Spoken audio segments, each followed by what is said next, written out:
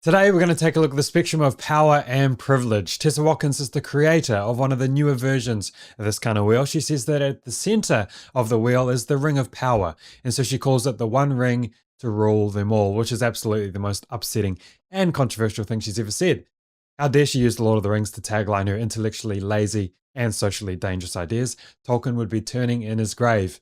But the man knew the Lord, so he's not in his grave. But here it is, the wheel of power or privilege. Let's take a look at some of the categories. All right, so in the center of the circle, you have all the power, apparently, and as you move away from the center, you move away from the power into that outer layer, which is the marginalized group. In that power circle, you belong to that group, supposedly, if you are white, slim or muscular, cisgender man, monogamous heterosexual, native English speaker, if you have a salary job, if you're a citizen, if you're a monogamous marriage, because apparently being married to multiple people puts you in the marginalized group, which it probably should. Moving on, you have if you drive a car, if you own a home, if you're an adult, if you're rich. These are all things that make you powerful, apparently. And one section that I found particularly interesting was the religion section. Apparently, you're very powerful and privileged if you're a Christian. You're definitely privileged to know the Lord. You move outside that, you are less powerful and less privileged if you celebrate Christian holidays, and you are marginalized. You are less privileged and less powerful if you are, and I quote, everyone else. So everyone else aside from Christians are marginalized, apparently, as observed in the USA, according to the creator of this graph. A few other traits that will put you into the marginalized category are if you are fat, visibly non-gender conforming, you're visibly homosexual, if you are a non-English speaker, if you are unemployed, if you have an expired visa or undocumented asylum seeker, if you have little or no access to public transport, if you are homeless, if you're a minor or a senior, if you're poor. So as you can see, some of these categories are pretty legit in the sense that you've got some disadvantages in life if you are in these categories, and some of them are poor life choices. But more on that wild idea of personal responsibility a little bit later. The Wheel of Power, as you've seen, has 18 wedges broken up into 3 sections, and the closer you are to the middle, the more powerful and the more privileged you are. And we will discuss what it means for those found in the middle of that power wheel a little bit later as well. But before we do, as I said, this was intellectually lazy, and that is true for a number of reasons. The first is because it is an evolution of the same sort of thing that has come before. This right here is the Wheel of Privilege and Power as found on the Canadian government's website. So this is the official state orthodoxy in Canada. The wheel was created by the Canadian Council for Refugees, adapted slightly and adopted by the government itself. And here's another popular version, and this one is by Sylvia Duckworth, which looks like this. But before we had all these wheels of misfortune created, all we had was Kimberlé Crenshaw, the lady who coined the term intersectionality. And she was speaking about how people aren't just discriminated against because of race and gender, but both at the same time. Unless you account for that, then the protections that we have in place currently in society simply will not do in fighting against this type of discrimination. But the part of all this that is true shouldn't exactly earn you a lifelong professorship at a law school because it is so incredibly obvious. And that is because everyone knows racism does exist and sexism does exist. And get this, here's the revolutionary part, they can exist at the same time and aimed towards the same person. And that is the only helpful thing that Kimberlé had to say. And the truth is, we obviously already knew that. In Leviticus 19:15, God says, "You shall do no injustice in court. You shall not be partial to the poor, or defer to the great, but in righteousness shall you judge your neighbor." And this is where the idea of blind justice comes from. So yes, of course, discrimination takes place by some people against others for all kinds of reasons, but Kimberlé put a fancy sounding name on it, called it intersectionality, and universities all pretended that it was some novel new idea. But that's not really the problem. The problem comes from where it goes from here.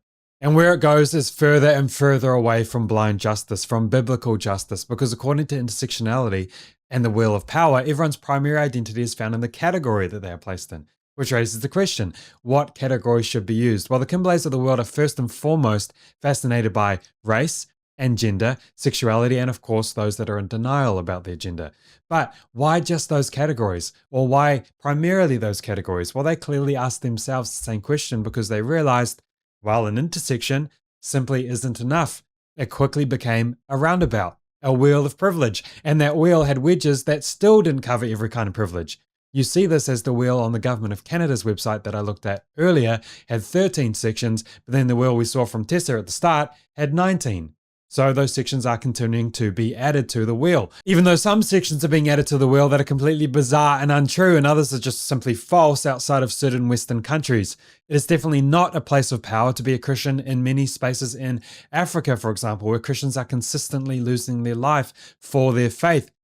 Kimberley might say, well, it's only valid in America and other Western countries, but it's this intersectionality and wheel of power worldview that causes homosexuals in New Zealand to march in support of a terrorist group in the Middle East, even though those terrorists would throw them off a building in a heartbeat. Those left-wing people in New Zealand have decided, well, terrorist groups like Hamas are oppressed, and that's because of this ridiculous power game that they play and these very unhelpful wheels of power. But when we look at the wheel, many sections of the wheel are completely down to subjective opinion, and many sections only equal some type of advantage or privilege if they are paired with another section. But aside from all that, in terms of possible advantages and disadvantages one could possibly experience in life, the truth is the wheel doesn't actually have enough sections. So how many sections should it have? Well, what about adding one for intelligence, temperament, location and time, so where you live and when you live, attractiveness? What about the fact that women live about 8 years longer than men? Does that mean that that should change where they are in the advantage totem pole? But what about family structure? A present father at home is a massive privilege and a statistical advantage for children in so many ways. But you don't see present fathers on the wheel. I wonder why.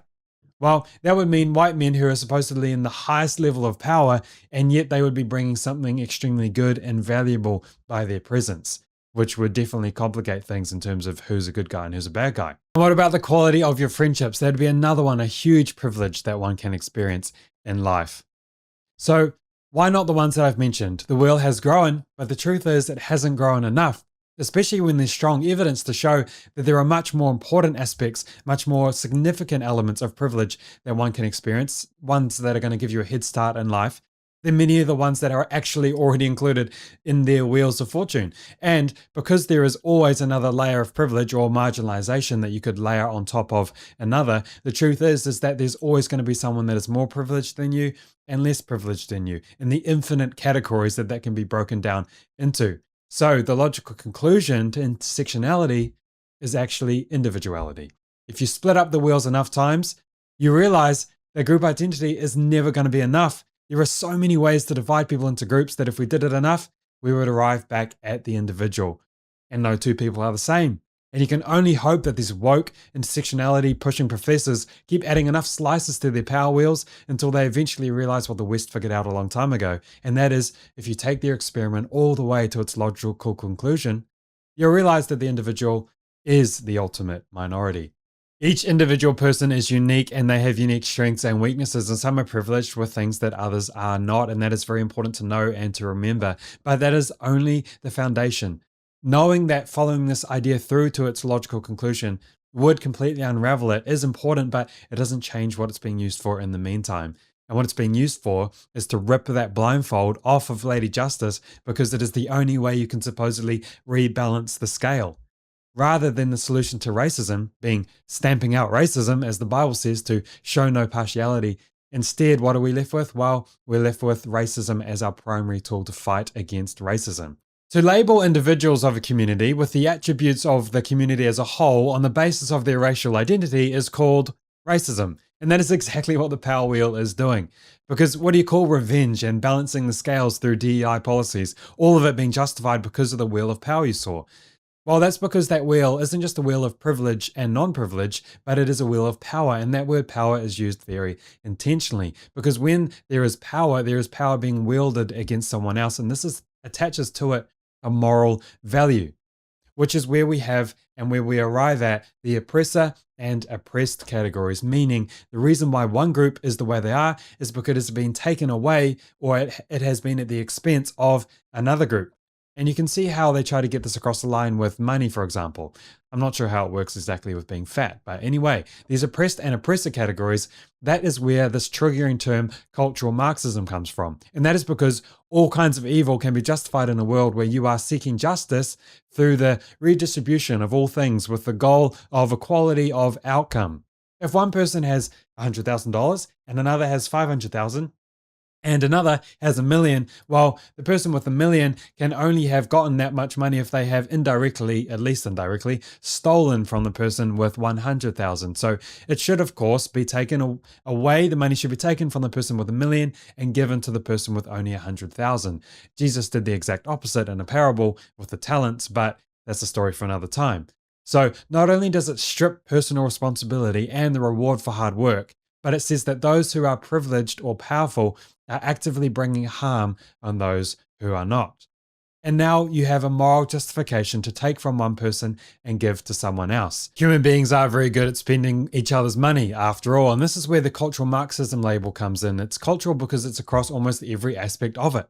Some of these are things that can be changed and affected by how you live, like money and your weight, and some are just how God made you, like the color of your skin, which is only a power in a deeply racist society like the ones the intersectionality pseudo-intellectuals keep trying to build. This is what happens when you see a difference in outcome and decide that it is because of some inherent unbalanced power dynamic going on in the background.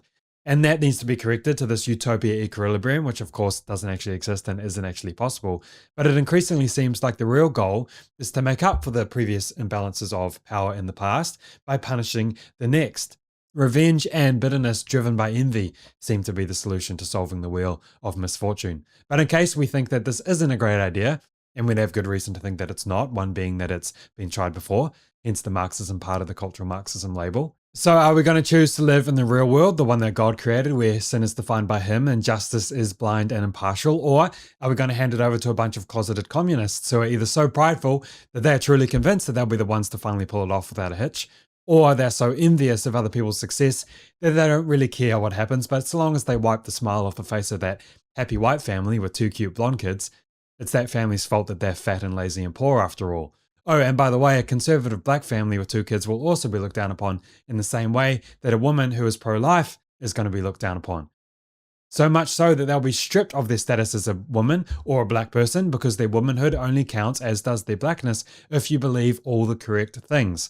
A pro-life woman is a traitor to the cause, and so is really part of the problem. The same can be said for a conservative or Christian black man, so all categories on the wheel are really trumped by whether you align yourself with the orthodoxy of the woke left. And if not, well then you're stripped of your oppressed card and you are an enemy to the cause. And as a straight white man, you can be celebrated if you admit everything about you is inherently privileged and powerful and you spend your days serving the cause. You'll never truly be one of them, but at least you'll be an ally, and the more feminine you present along the way, the better. If you aren't gay, at least make it difficult for people to tell. It'll definitely help you blend in. In case it doesn't seem to be appealing to you to live this way, well, good thing God has a better way, not only for how justice is to be done in the world, but how to deal with seeing others who have more than yourself, and that is contentment. Contentment destroys envy, and envy is the fuel for this wanting to tear down those with privilege. The real kind, not the racist stuff. Privilege isn't envied by those who are grateful and content. The enviness assumes that if there is any difference between people at all, well, an offense must have taken place. So the existence of any kind of privilege is too much to process. And the concept of personal responsibility or reaping what you've sown or God having just simply gifted someone with something that another person doesn't have, well, that can never enter into the equation. So what is true privilege, and is it inherently evil? Well, parents who love each other and stay married are handing down immeasurable privileges to their children. Parents who read books with their children and take them to the park and to the dentist so their teeth don't fall out are also heaping piles of privilege onto their children. Parents who give their children warmth and food and security and education are also pouring out privilege on their children, and there deserves to be a whole new layer, a whole new center of the wheel just for them, just for how privileged those children will be. And so how can privilege possibly be evil when God tells parents to give so much of it to their children? And so the best way to cover your children in privilege is for them to grow up in a home in which you are present in all the ways that matter, and make sure that envy is not. A home that is free from envy, a home where envy is recognized as the destructive poison that it is also the best way to prepare your children to deal with the world that is overrun with it. A world that is trying to organize the whole planet based on layers of envy and likes to call it social justice. This kind of world struggles to control those who are unwilling to play their game, those who will not live by the lies that they're selling, and those who couldn't care less about how guilty they're supposed to feel because of anything that God has blessed them with or the color of skin that God has created them with. We take care of the poor because God has told us to. We look after the downtrodden because God has told us to. And we enact justice the way God has told us to enact justice. Not because some envious racist who calls himself an intellectual has deemed that we ought to do it that way, or we will find ourselves going around in increasingly large and colourful circles.